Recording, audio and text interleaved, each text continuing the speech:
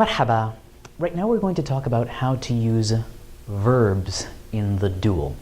Once again, when we have exactly two of something in a sentence in formal Arabic, we need to make sure that everything, nouns, pronouns, verbs, etc., referring to those two individuals or two objects is grammatically dual.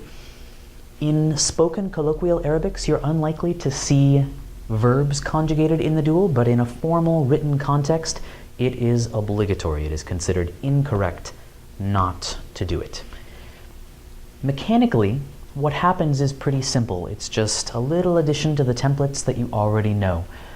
You'll notice that the pronouns for those two and you two in both masculine and feminine are the same. So it's sort of up to us to infer from context which one is being referred to.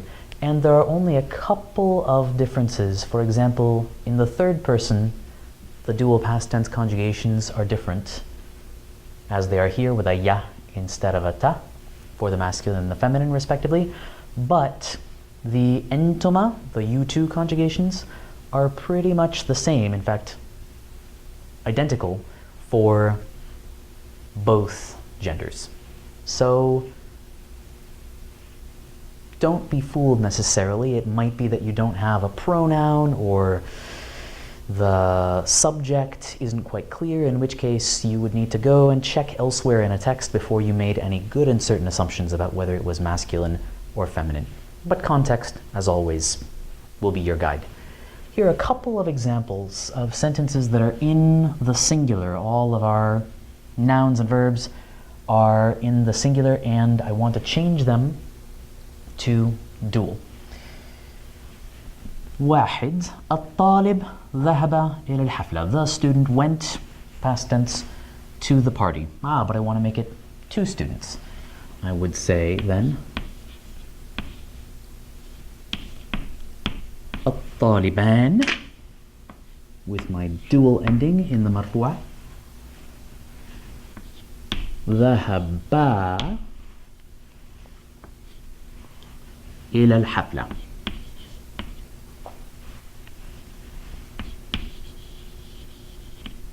Well, let's suppose they went to two parties then.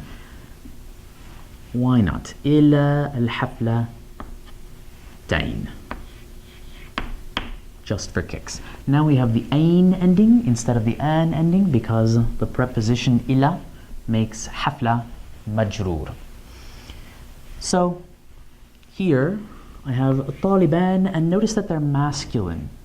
Two male, two grammatically masculine students went, both of them, to the parties. If I had two feminine students instead, الطالبتان, then I would need to change the conjugation one more time and say ذهبتا إلى الحفلتين. So that's our past tense conjugation. Pretty simple. Second sentence. هل تريد أن تلعب كرة القدم معي؟ تريد أن تلعب would be our case endings in the singular. And this is important because there is one extra wrinkle.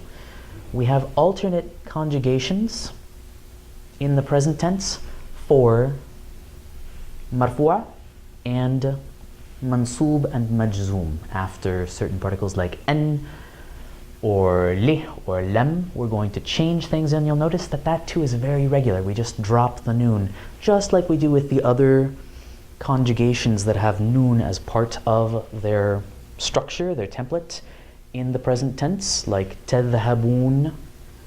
If I wanted to say, do you all want to come with me? هل تريدون أن تذهبوا? I would drop the noon. So I do the same thing here. Let's see how it works. هل تريدان مرفوع, because there's nothing in the sentence making it mansub or majzoom yet. أن. Now this particle أن makes the verb that follow be mansub. So I mark that mansub with an alif. تلعبا